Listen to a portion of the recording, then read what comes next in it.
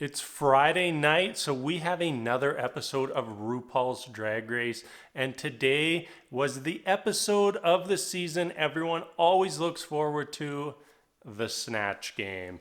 Today we had some amazing performances in the Snatch Game, and we had three total disasters. Let's just get right into it. So, the person who really stood out to me today and has to be the favorite to win the whole show right now is Gigi Good. She was phenomenal today. Her robot, I was like, this is stupid. This is a bad idea. There's no way. But she was the one character who kept surprising me, kept making me laugh, and was a 100% hit start to finish throughout the entire Snatch Game. Props to Gigi because she has continually just blown me away all season long. Gigi is my wife's favorite drag queen on the show and who she's been rooting for since the start of the season. I said right from the start that I had a soft spot for Gigi and she was going to be someone I was cheering for, and wow, she has been incredible this season.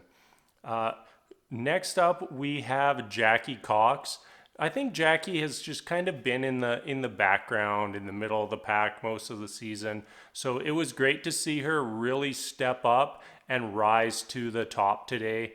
Her Snatch Game, or Lisa, somebody from some housewives show that I don't watch, and she was just hilarious. It was one of those characters that I didn't need to know who the person was for it to be hilarious. I did feel like she kept relying on really the same jokes a little bit too much, but she did a good job delivering those same jokes over and over, and it was just a great performance. After that, the third person in our top was Sherry Pie. I wasn't really as impressed as all the other judges for her Katharine Hepburn. Really, she had one joke and that was it. And it was like, yeah, it was funny, but that's not enough to be the top on Snatch Game.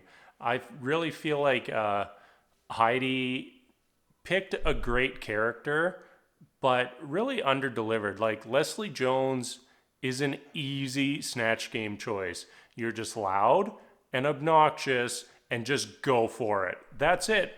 It doesn't matter what the answer is. If you're saying I love apples, just go crazy telling everybody how much you love apples. And that's all you have to do for the character. I felt like she did okay, but not really a huge success. And again, same with Jada Essence Hall and her Cardi B. She did a pretty crappy performance, to be honest. But Cardi B is a loud, obnoxious, bright, flashy character. So she ends up floating through this week. So on our bottom, we had three very distinct people in the bottom: Aiden Zhane, Brita, and Crystal Method. Let's start with Crystal Method. She ends up not being one of the people to go to the lip sync for your life. She decided to play Poppy, and I, like everyone else on the show, had no clue who Poppy was. It was maybe accurate, maybe inaccurate, nobody knows, but all I know is it just wasn't funny. It was just weird. And I mean, I guess my understanding is Poppy is just really weird, so maybe Crystal did a great job of that, but your Snatch Game performance has to be more than that. I mean, do you think that Maggie the robot, or whoever Gigi was, acts like that if you met that robot in real life? No, it's exaggeration. You're adding all that stuff in for extra laughs. You're not trying to do a spot on representation of who that person was.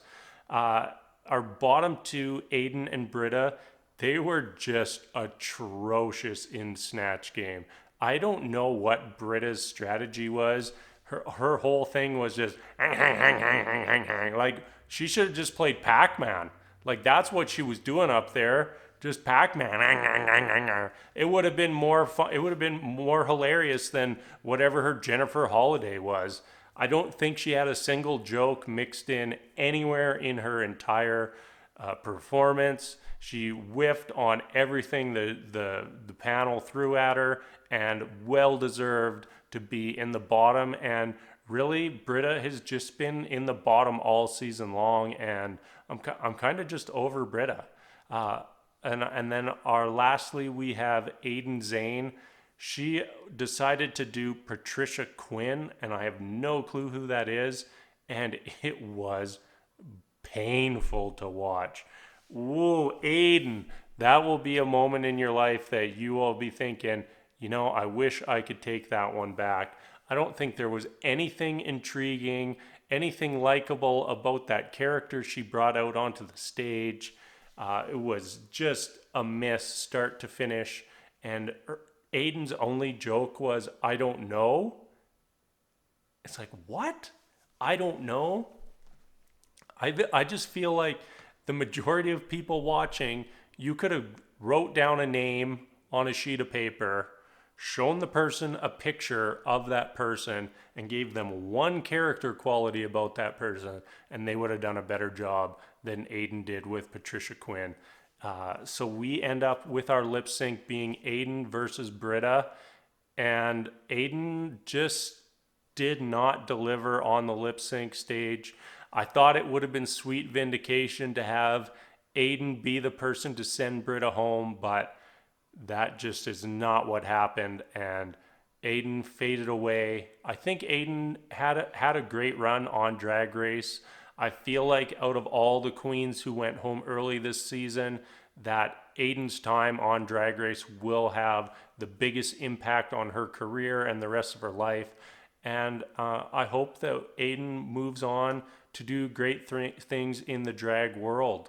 So that is it for tonight's episode. Gigi wins. Gigi, like I said, has to be the running favorite to win the whole show right now. Brita, you're just skating by, and you better pick your socks up real quick, because another week on the bottom, and I don't even know if a good lip sync will be enough to save you. So that's it, and I just want you all to remember, if you can't love yourself, how the hell are you gonna love anybody else? I'll do it!